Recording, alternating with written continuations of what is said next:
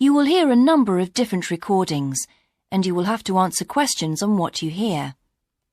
There will be time for you to read the instructions and questions, and you will have a chance to check your work. All the recordings will be played once only. The test is in 4 sections. At the end of the test, you will be given 10 minutes to transfer your answers to an answer sheet. Section 1. You will hear an estate agent talking to a customer who wants to rent a house. First, you have some time to look at questions 1 to 8.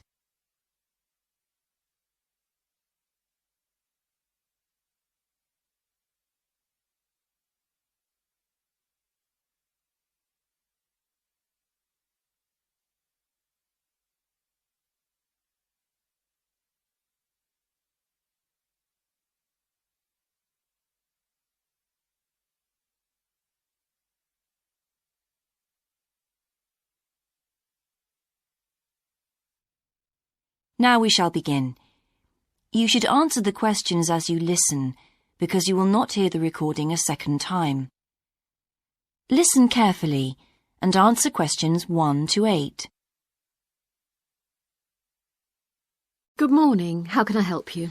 Hello. I'm interested in renting a house somewhere in the town. Right. Could I have your name, please? Yes, it's Stephen Godfrey. And tell me how many bedrooms you're looking for. Well, we'd need 4 because I'm going to share the house with 3 friends. OK. There are several of that size on our books. They mostly belong to families who are working abroad at the moment. What about the location? It'd be nice to be central. Oh, that might be difficult, as most houses of that size are in the suburbs. Still, there are a few. What's your upper limit for the rent? We'd like something around £500 a month, but we could go up to £600 if we have to. But we can't go beyond that. Do you know how long you want to rent the house for? The minimum let is 6 months, as you probably realise. We're at college here for 2 years, and we don't want to have to move during that time if we can avoid it. Right. And how soon do you want to move in? All our lets start on the 1st of the month. Well, as soon as possible, really, so that means September 1st. OK, let me have a look at what we've got. We have photographs of all the houses on our book, so you can get an idea of what they're like. There's this one in Oakington Avenue at £550 a month, combined living room and dining room with a separate kitchen. It doesn't have a garage, though you can park in the road. We'd prefer to have one if possible. Right. Then have a look at this house in Mead Street. It's got a very large living room and kitchen, bathroom, cloakroom. How much is it? That one's £580. It's very well furnished and equipped. It also has plenty of space for parking, and it's available for a minimum of a year. Oh, and there's a big garden. I don't think we could cope with that, to be honest. We'll be too busy to look after it. OK. Then there's this older house in Hamilton Road. Living room, kitchen, diner, and it has a study. £550 a month. That looks rather nice. But whereabouts in Hamilton Road? Towards the western end. Oh, that'll be very noisy. I know the area. Yes, it's pretty lively. But some people like it, though. Well, what about this house in Devon Close? That looks lovely. There's a big demand for houses in that area, so prices tend to be quite high. But this one hasn't been decorated for a few years, which has kept the rent down a bit. It's got a living room, dining room and small kitchen, and it's £595 a month. I think it would suit you from what you've said. It sounds fine. Before you hear the rest of the conversation, you have some time to look at questions 9 and 10.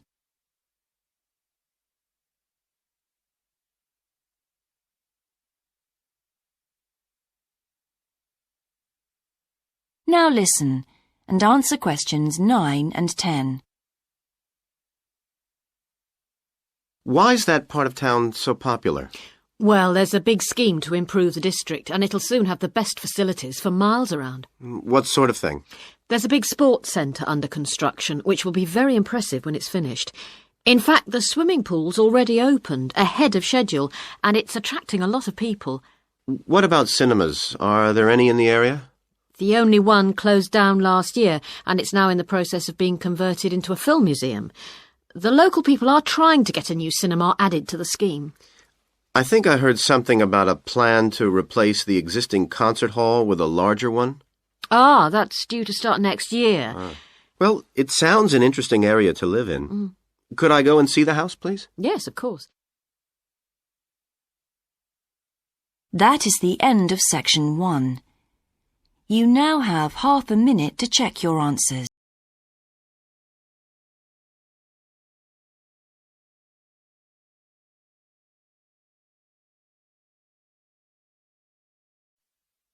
Section 2. You will hear an introductory talk about a new agricultural park. First, you have some time to look at questions 11 to 14.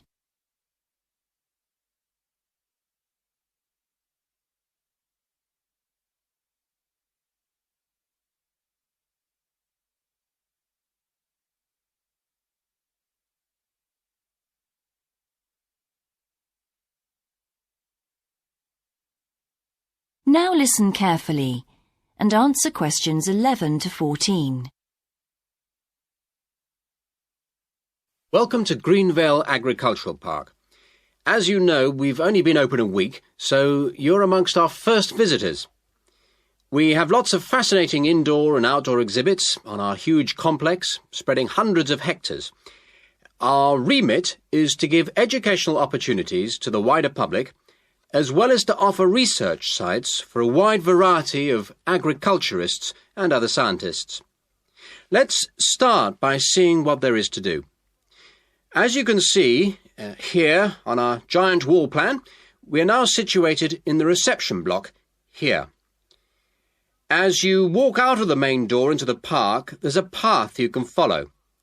If you follow this route, you'll immediately come into the rare breeds section, where we keep a wide variety of animals, which I shall be telling you a little more about later.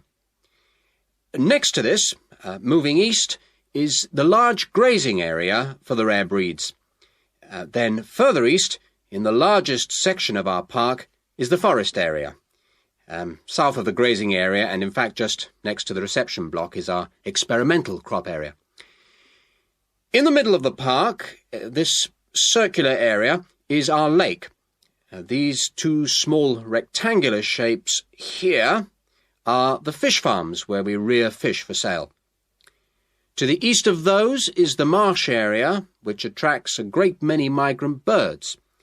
In the southeastern corner, beyond the marsh, is our market garden area, growing vegetables and flowers. Before you hear the rest of the talk, you have some time to look at questions 15 to 20.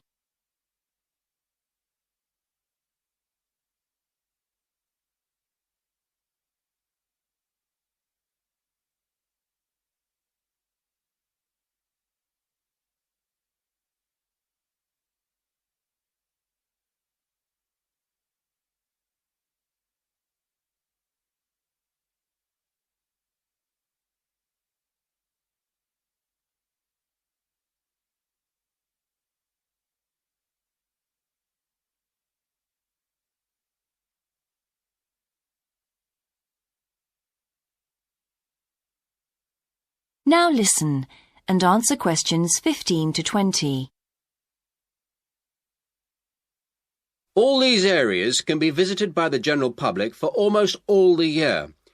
Although, please take note of the large signs at the entrance to each area, which tell you when certain areas are being used for particular controlled experiments and are therefore temporarily out of bounds to the public. You can see for yourself what a huge area the park covers, and a key question is always, how can we move around? Well, you have a choice of means, all environmentally friendly. Cars are banned in the park. We have bicycles, which you can hire behind the reception block here. The healthy ones of you can go on foot. And finally, there's our electric tram, powered from solar cells. You find more information about this at the front entrance. A good place to start on your tour is the rare breed section. We keep goats, sheep and hens and other kinds of poultry. We're also thinking of bringing in cows and horses, but we do not as yet have facilities for these bigger animals.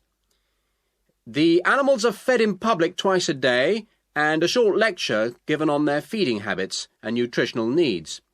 These are very popular with the public, but of course we mustn't lose sight of the main purpose of having this section, not as such to preserve rare animals, but to maintain the diversity of breeds, to broaden the gene pool for agricultural development. Greenvale changes with the seasons, with different events happening at different times of the year. May will be perhaps our most spectacular month, with the arrival of the Canada geese, and when our fruit trees will be in full blossom. But there are interesting events on all year round. For example, John Havers, our expert fly fisherman, is currently giving displays on the lake. Each of the sections has its own seasonal calendar, and please consult the summary board at the main entrance. And the final section, as we return to the reception blocks, is the orchard. Do take time to browse round our shop.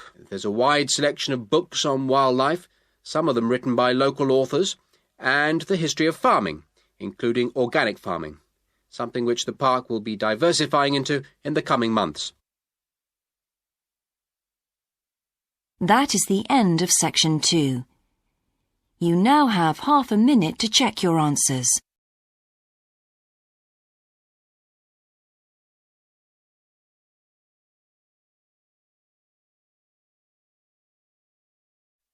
Section 3. You will hear a university tutor and a new student called Paul discussing Paul's work experience and Latin American Studies course. First, you have some time to look at questions 21 to 26.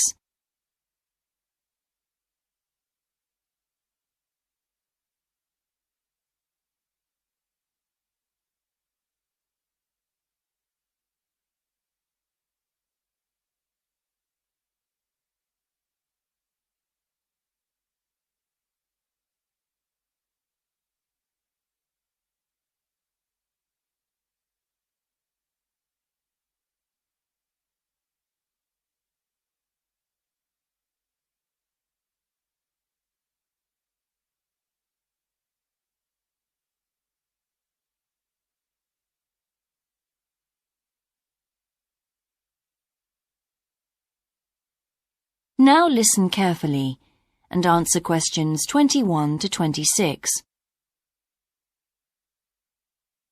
I've been reading your personal statement, Paul. First, let's talk about your work experience in South America. What took you there? Was it to gain more fluency in Spanish? Well, as I'm combining Spanish with Latin American studies, my main idea was to find out more about the way people lived there. My spoken Spanish was already pretty good, in fact.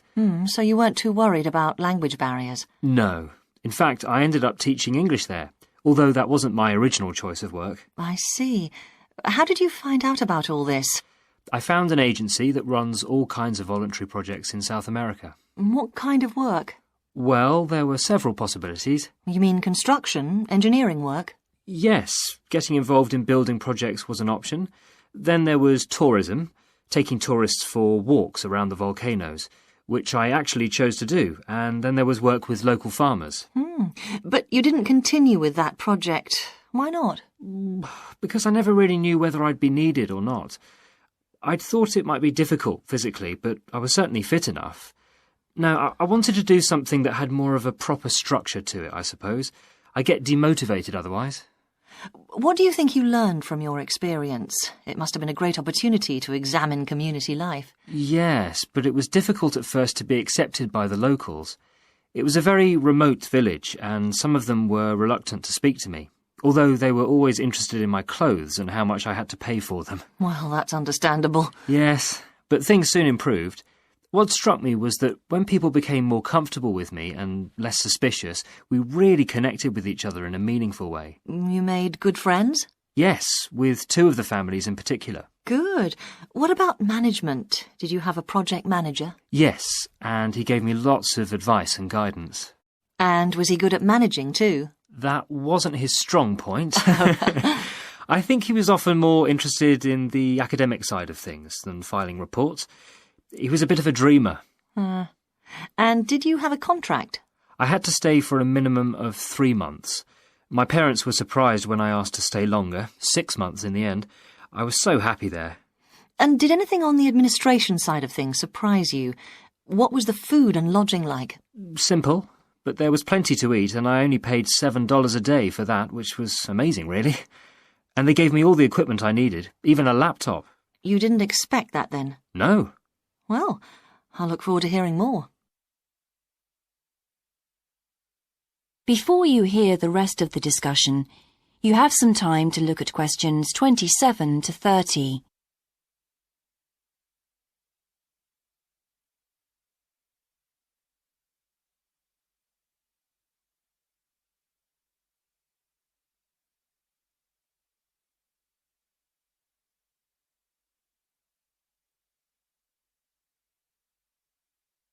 Now listen and answer questions 27 to 30.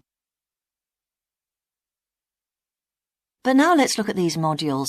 You'll need to start thinking about which ones you'll definitely want to study. The first one here is Gender Studies in Latin America.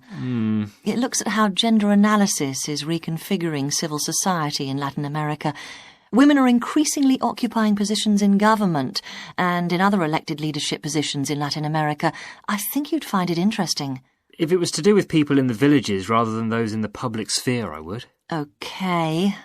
What about second language acquisition? Do you think I'd find that useful? Well, you've had some practical experience in the field. I think it would be. I hadn't thought about that. I'll put that down as a definite then. OK. What about Indigenous women's lives? That sounds appropriate. I thought so too, but I looked at last year's exam questions and that changed my mind. Don't judge the value of the course on that. Maybe talk to some other students first, and we can talk about it again later. OK. Yes, and lastly, will you sign up for Portuguese lessons? My Spanish is good, so would I find that module easy? Not necessarily. Some people find that Spanish interferes with learning Portuguese, getting the accent right too. It's quite different in a lot of ways. Well, I'd much sooner do something else then. All right. Now, what we need to do is make a... That is the end of section 3. You now have half a minute to check your answers.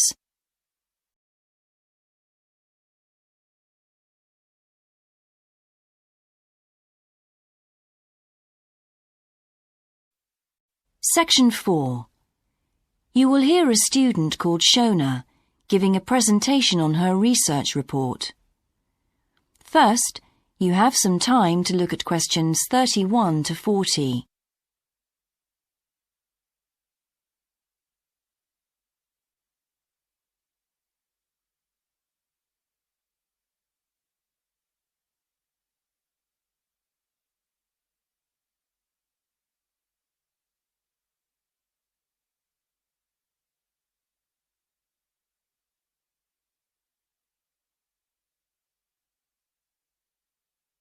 Now listen carefully and answer questions 31 to 40. I've been doing some research into what people in Britain think of doctors, the ones who work in general practice, the first call for medical care, and comparing this with the situation in a couple of other countries. I want to talk about the rationale behind what I decided to do. Now, I had to set up my program of research in 3 different countries, so I approached postgraduates in my field in overseas departments, contacting them by email to organize things for me at their end. I thought I would have trouble recruiting help, but in fact, everyone was very willing, and sometimes their tutors got involved too.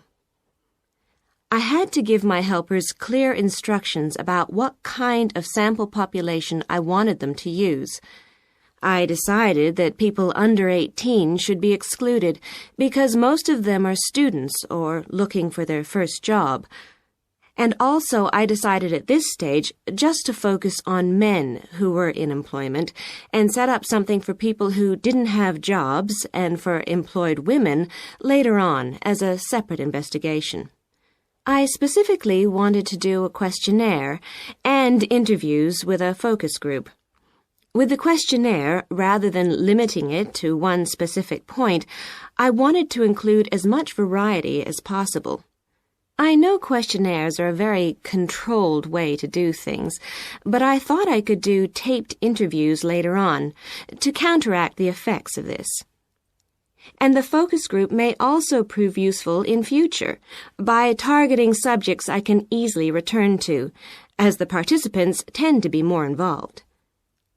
So I'm just collating the results now.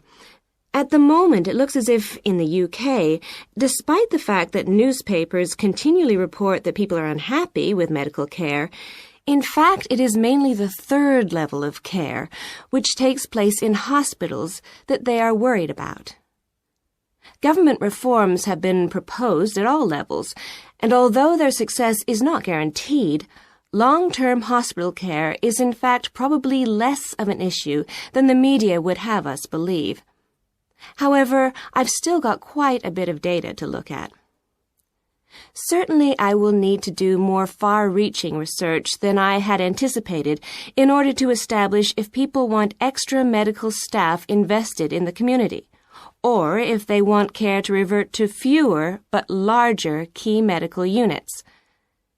The solution may well be something that can be easily implemented by those responsible in local government, with central government support, of course. This first stage has proved very valuable, though. I was surprised by how willing most of the subjects were to get involved in the project. I had expected some unwillingness to answer questions honestly, but I was taken aback and rather concerned that something I thought I'd set up very well didn't necessarily seem that way to everyone in my own department.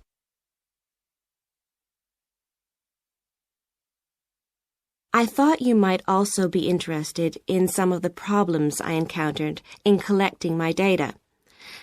There were odd cases that threw me. One of the subjects, who I had approached while he was out shopping in town, decided to pull out when it came to the second round. It was a shame, as it was someone who I would like to have interviewed more closely. And one of the first-year students I interviewed wanted reassurance that no names would be traceable from the answers. I was so surprised, because they think nothing of telling you about themselves and their opinions in seminar groups. Then one of the people that I worked with got a bit funny. The questions were quite personal, and one minute he said he'd do it, then the next day he wouldn't. And in the end, he did do it. It's hard not to get angry in that situation, but I tried to keep focused on the overall picture in order to stay calm. The most bizarre case was a telephone interview I did with a teacher at a university in France. He answered all my questions in great detail, but then when I asked how much access he had to dangerous substances, he wouldn't tell me exactly what his work involved. It was a real eye-opener. That is the end of section 4. You now have half a minute to check your answers.